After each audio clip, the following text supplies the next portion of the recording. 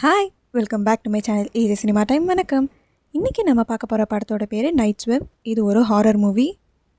இந்த படத்தில் ஹீரோவோட பேர் ரே. அவர் ஒரு பேஸ்பால் பிளேயர். ஹீரோயினோட பேர் ஈவ். இவங்க 2 பேருக்கும் கல்யாணம் ஆகி 2 குழந்தைங்க இருப்பாங்க. ஹீரோ ஒரு பேஸ்பால் பிளேயருங்கிறதுனால அவரோட மேட்ச்க்காக நிறைய இடத்துக்கு இவங்க ட்ராவல் பண்ண வேண்டியதாக இருக்கும். அதனால் இவங்க வீடை வேறு வேறு ஏரியாவுக்கு ஷிஃப்ட் பண்ணிகிட்டே இருப்பாங்க. ஒரு நாள் ஹீரோ பேஸ்பால் விளையாடிக்கிட்டு இருக்கப்போ அந்த பால் அவரோட தலையில் பட்டு அவருக்கு அடிபட்டிருக்கும்.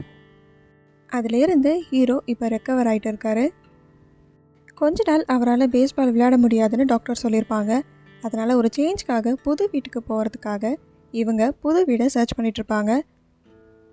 இப்போது இவங்க ஒரு வீடை பார்க்குறாங்க. அந்த வீட்டில் ஸ்விம்மிங் பூலும் இருக்கும்.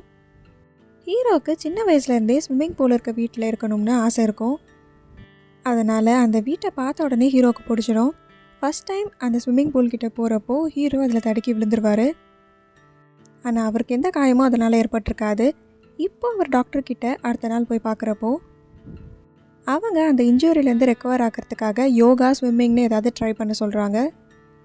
அதை ஒரு தெரப்பி மாதிரி இருக்கும். அதனால் இவரால் ஈஸியாக ரெக்கவர் ஆக முடியும்னு டாக்டர் அதை சஜஸ்ட் பண்ணுறாங்க.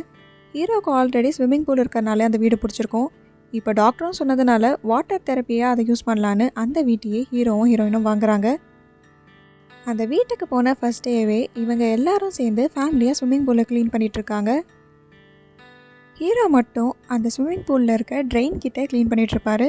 அப்போது அங்கே இருக்க ஏதோ ஒன்று அவர் கையில் பட்டு டீப்பாக கட்டாயிருக்கும். நிறைய பிளட்டும் வர ஆரம்பிச்சிருக்கும்.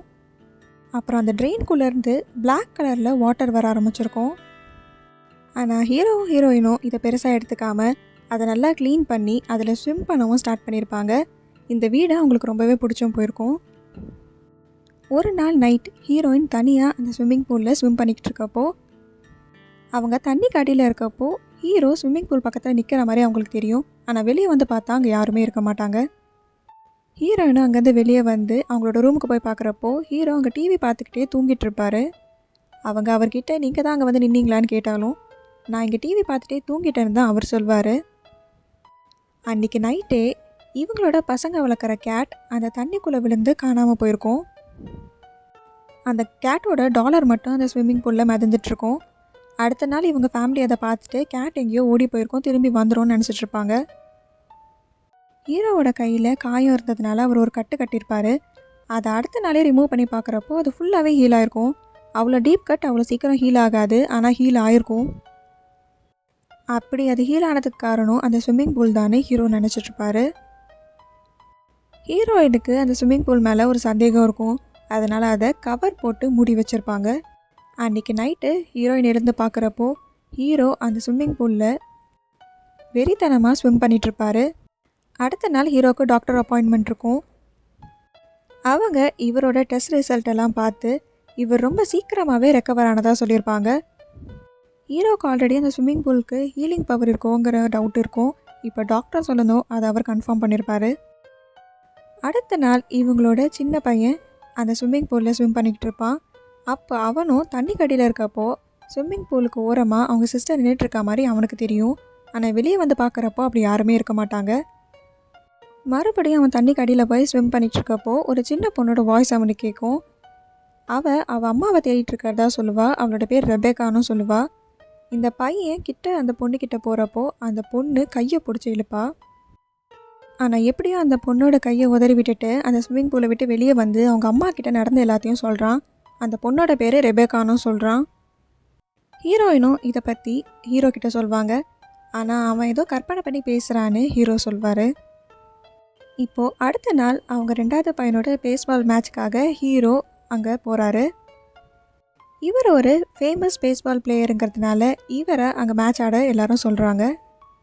அவங்க எல்லோரும் சொன்னதுக்காக ஹீரோவும் ஒரு பாலை மட்டும் அடிப்பார். ஆனால் அந்த பாலே அங்கேயே கிழிஞ்சிருக்கும். அது மட்டும் இல்லாமல் தூரத்தில் இருக்க ஸ்டேடியம் லைட் மேலேயும் போய் அடிச்சிருக்கும்.